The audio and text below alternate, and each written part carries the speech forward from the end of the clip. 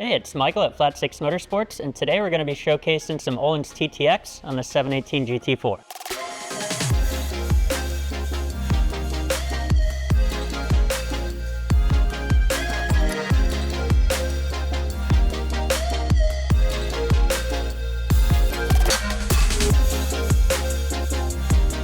So before we get in the car and give some driving impressions on the TTX, I just wanted to give you a quick overview on the car.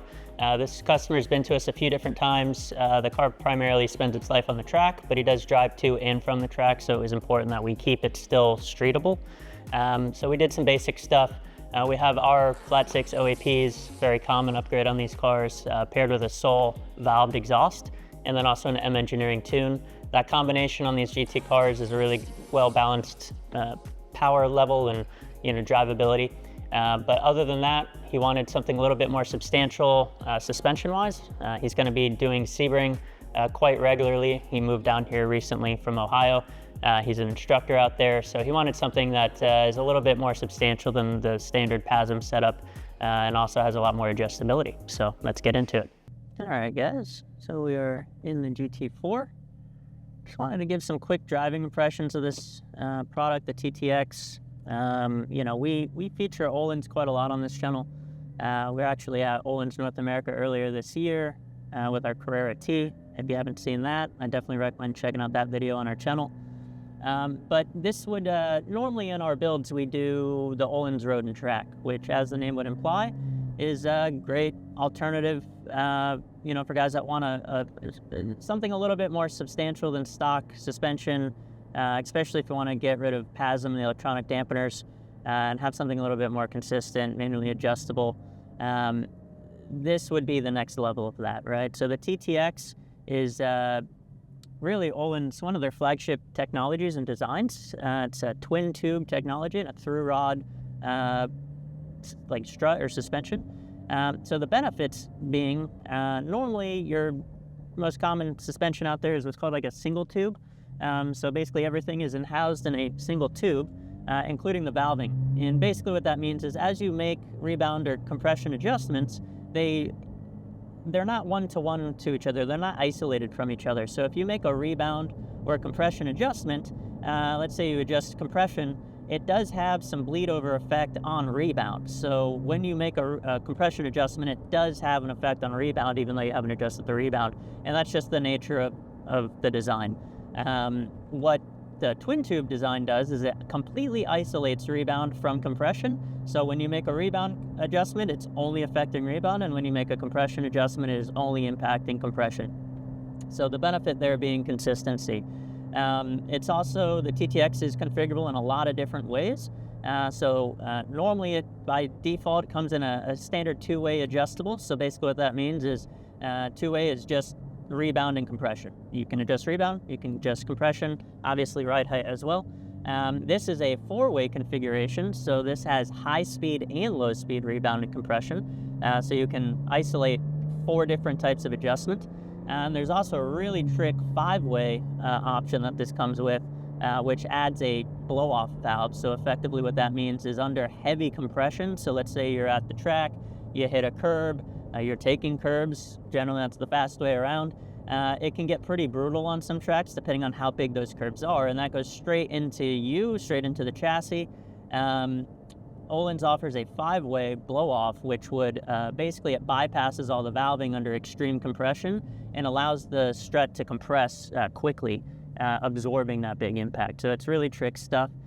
So today we're in the 4-way adjustable. We just got done doing some baseline setup for the customer. He's going to be taking this car to Sebring this weekend, which is notoriously a very bumpy track. We've been driving the car around here on our little test circuit here around the shop, which is quite bumpy, so it's been a good little baseline for him. Obviously, we're not going to get the car dialed in perfectly, not on a racetrack, but we're trying to get him a good baseline setting for him to start with, so that he has a good starting point when he gets to Sebring. So first impressions, after spending some time in this car, absolutely phenomenal. I mean, you wouldn't expect anything less, but the reality is, a lot of times people hear upgraded suspension, especially at this level, and the first thing that comes to mind is it's going to be too stiff for the road. it's going to be jarring. I wouldn't want to drive my car on the weekends, take it out on the streets. That's just not the case. This is phenomenal. It's literal perfection. We have it in the street setting right now, which Öhlins recommends, which is about 20 clicks out of both high speed, low speed, compression, and rebound. It's 20 clicks across the board, both front and rear axle. Really good starting point. You could daily drive this car. Matter of fact, I think it handles imperfections and bumps in the road better than stock PASM. If you've ever owned a GT product, or you ever have talked to anyone about a GT product, generally the first words out of their mouth is, I absolutely love the car, but it's too stiff. This completely alleviates that issue, but still gives you more stability, confidence in the car than obviously stock, but also you have way more levels of adjustment. And the nice thing about that is once again, we're giving them a nice baseline setup, but everyone's different. We have baseline setups for a reason, but at the end of the day, everyone's driving style is different, everyone's preference is different. And at the end of the day, I feel like most of our clientele, they're enthusiasts. They're probably doing, let's call it 3 to 10 track days a year. Probably not wheel-to-wheel racing, probably not, taking their street GT product or Cayman or, 911 wheel-to-wheel racing. Generally, if you're going to be going and doing that, you're going to have a dedicated track car, and you're probably not watching this video. So this is really for the guy that wants something top of the line, maximizing performance out of the car, but really what it comes down to isn't necessarily lap times. I feel for a lot of our customers, it's going to be confidence in the car, and this TTX gives me just that. The best way I can describe it to you is I feel the rebound and compression. I feel every millimeter of travel in the stroke of motion that you don't necessarily feel, and certainly not in stock setup. You feel exactly where the car is when under load. I can feel the rebound, which is probably the most impressive thing about it. I can feel the tire being pushed back into the tarmac under compression. So, when we hit a bump or there's an imperfection in the road, I immediately feel the tire back on the contact patch and pushing. I feel the mechanical grip, which is awesome. The steering input is phenomenal. These cars tend to understeer from the factory. That's both an alignment issue and some dampening. Like I said, these cars come over dampened from the factory.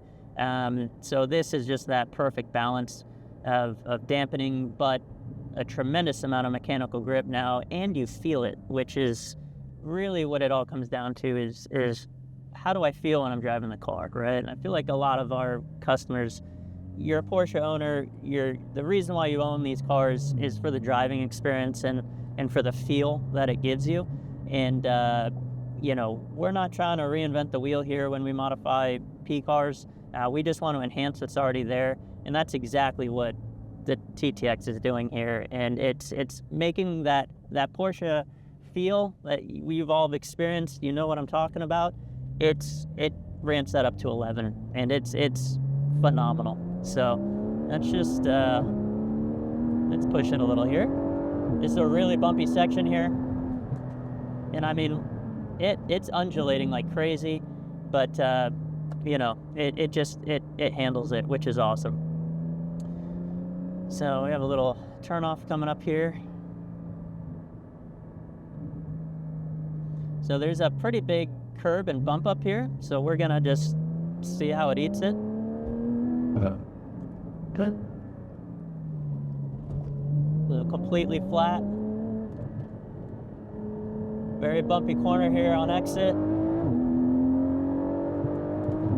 And it's bumpy, but it's not jarring, and that's what I love about it. It's eating the bumps, and it's pushing the tire straight back into the tarmac immediately. There's none of that lift. And with these cars with traction on, you'll hear it all the time. You'll hear a traction cut when you're on power out of a bumpy corner, and it's literally the rear wheel is leaving the ground and the car is cutting traction. So not once did traction come on. We had full power the whole time. Absolutely phenomenal. this is by far the best suspension I've ever driven on, at least in a street car. And you know, if something like this interests you, check us out at flat6.com. We can definitely give you a little bit more of a technical overview in the future, but we just wanted to give you a quick driving impression of it. Thanks, guys.